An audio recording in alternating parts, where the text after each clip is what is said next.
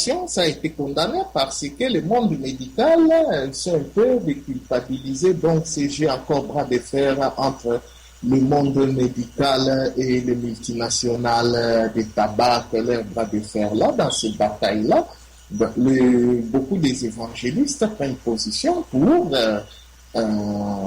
dire aux croyants, ne faites pas ça. Mais si tu vas chez les musulmans, si tu vas chez les juifs fument. Mais source d'inspiration, c'est le même. Comment tu peux légiférer donc? On partage, un groupe de gens peuvent fumer et aller au paradis, et l'autre ne doit pas fumer, mais on ne parle pas de la fumée. La cigarette, il n'y a pas. La liste est longue, il y a les ondes magnétiques. Avant, il n'y en avait pas. Autant, il y avait des chevaux, des dromadaires. Maintenant, on a nos voitures qui polluent, qui nous tuent, qui nous assassinent. Ça fait du mal autant l'alcool. Tu vois que transcender les bases, cette richesse de nos religions, de nos valeurs religieuses, aller au-delà de ça est nécessaire. Vraiment, si je vais appeler ça, l'urgence, c'est ça. Dépasser nos croyances, aller au-delà, puisque les valeurs, les bases, on a ça, nos valeurs religieuses. Alors, ce valeur-là, avec le temps qui est passé, puisque la notion du temps chez l'individu, l'être humain, il me semble que ne vient pas souvent tenir en compte, puisque le temps compte aussi, et mettre à jour, ajourner, organiser la société à tel que cet christianisme puisse rejoindre un niveau ajourné, adapté vraiment aux besoins des chrétiens. C'est un peu ça ce que je voulais dire. Je sais bien que ma façon de s'exprimer un peu n'est pas dans l'ambiance typique que les chrétiens aiment écouter, mais je dois dire des choses puisqu'on n'a pas de choix. Merci beaucoup, je vous passe la parole. Ok, merci.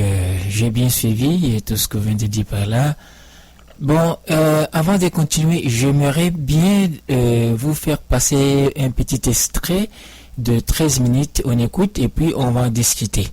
Pour quelqu'un qui vient ici sur la terre, pour l'objectif d'évoluer, et que l'homme qui n'a pas respecté donc la ligne de conduite qui a été établie par les êtres supérieurs, et qu'il va donc se distraire dans l'énergie matérielle et qui se perd dans cette énergie-là, et en faisant donc des violations des lois divines. Et qu'est-ce qui arrive? On écoute alors.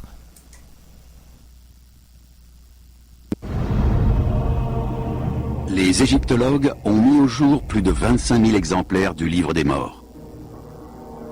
Les plus anciens remontent à 1500 avant Jésus-Christ. Les plus récents datent du IVe siècle de notre ère.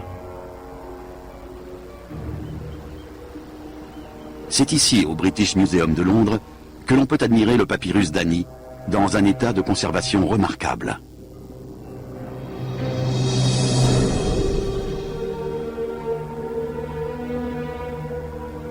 Ce manuscrit, peint vers 1250 avant Jésus-Christ, contient 65 prières et formules magiques, illustrées par plus de 150 vignettes rehaussées de couleurs. Constitué de feuilles collées les unes aux autres, l'ensemble du rouleau mesure plus de 23 mètres. C'est l'un des plus longs papyrus connus. Mais l'acquisition de ce chef-d'œuvre est au cœur d'une controverse.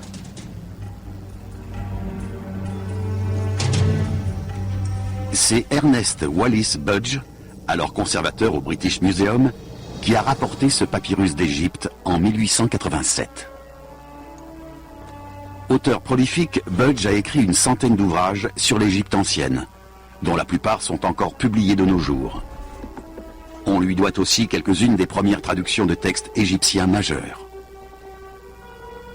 Pour le compte de son musée, Il a constitué une collection de milliers de pièces, réputée parmi les plus beaux fleurons de l'art antique. Pourtant, l'œuvre de Budge ne fait pas l'unanimité.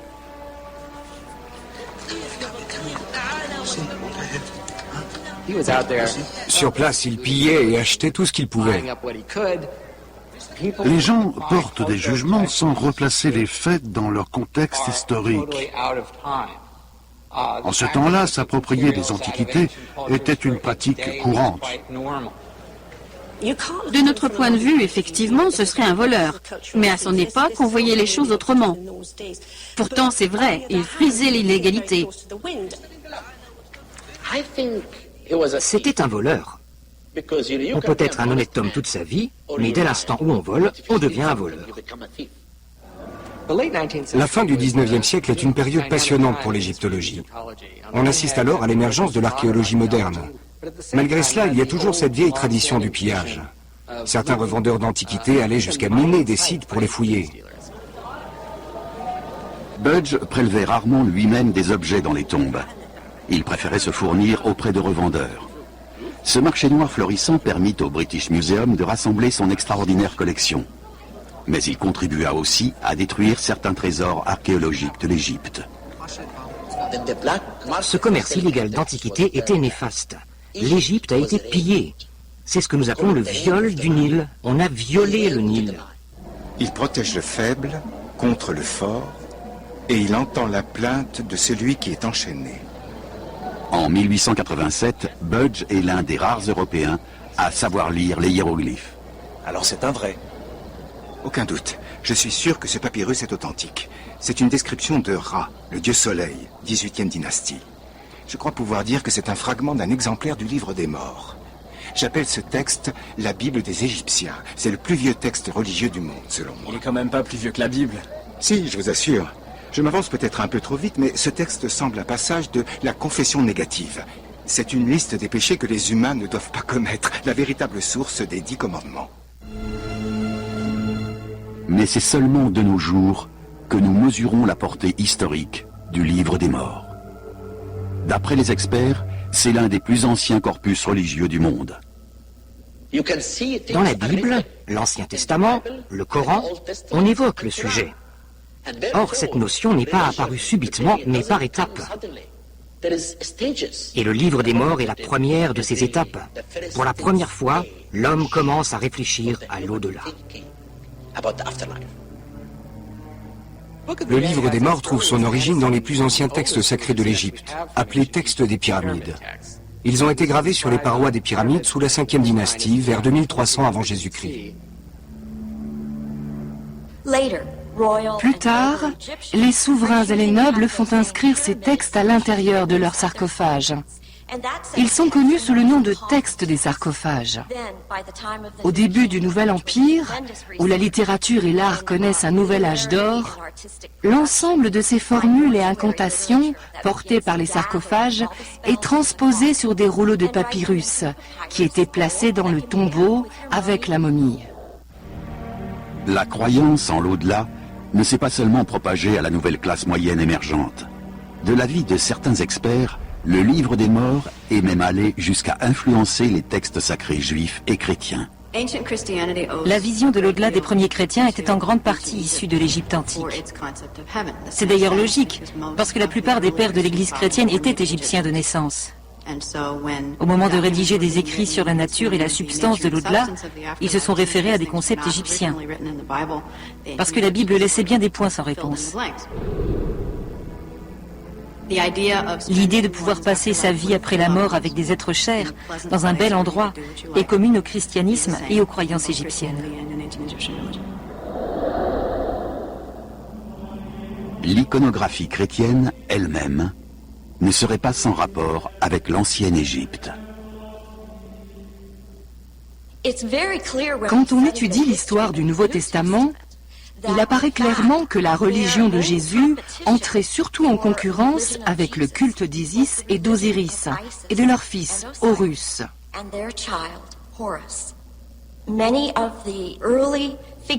Beaucoup des premières représentations de la Vierge Marie avec l'enfant Jésus sur ses genoux sont inspirées de statues d'Isis portant le pharaon, son fils symbolique. L'un des premiers à remarquer cette corrélation n'est autre qu'Ernest Wallis Budge.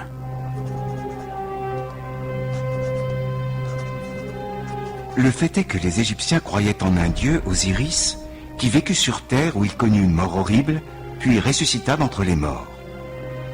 Il ne fait aucun doute que les idées et représentations religieuses de certaines sectes chrétiennes découlent directement des Égyptiens. Les convictions éthiques et religieuses de nombreux peuples, quelles que soient leurs origines ou l'époque de leur apparition, ont énormément en commun. Anubis est une divinité majeure du monde inférieur. Notamment associé à l'embaumement et aux rites funéraires, il est toujours représenté avec une tête de canidé. Il est assimilé aux chacals et autres chiens sauvages qui vivaient en bordure des vallées égyptiennes, là où se trouvaient les nécropoles. Si bien qu'il y a toujours eu cette étroite association entre les chiens sauvages et le monde des morts. Le dieu Anubis est à la fois gardien et guide des défunts. Son rôle est de les mener en toute sécurité à travers l'au-delà, jusqu'à la salle du jugement. L'ouverture de la bouche. Le but de cette cérémonie, c'est l'éveil spirituel du corps. Par l'ouverture de la bouche, le défunt retrouve ses facultés vitales qui ont cessé à sa mort. Le corps devient un réceptacle pour l'âme du défunt. Dès cet instant, il peut voir et savourer les offrandes, sentir l'encens, il peut entendre les prières qui sont dites. Les incantations et formules magiques lui offrent une protection contre les créatures malfaisantes qui risquent de s'attaquer à lui.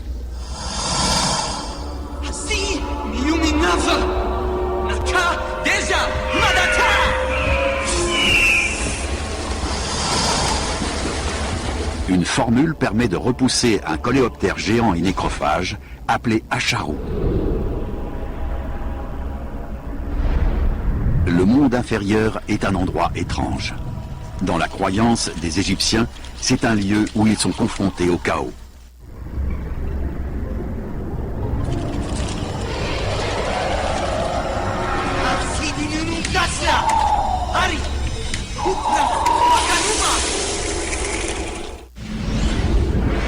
Si l'âme errante respecte les instructions du papyrus, elle parvient finalement dans la salle du jugement, lieu de l'ultime épreuve. Ici l'attendent 42 dieux devant 42 portes. S'adressant tour à tour à chacun de ces dieux, le défunt énumère tous les péchés qu'il n'a pas commis.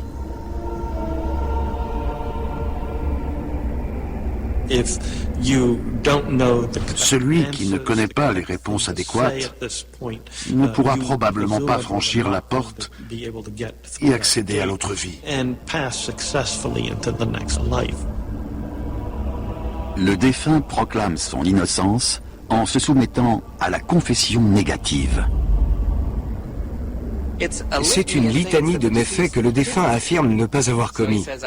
Je n'ai pas tué, je n'ai pas volé, je n'ai pas couché avec la femme d'un autre, et ainsi de suite.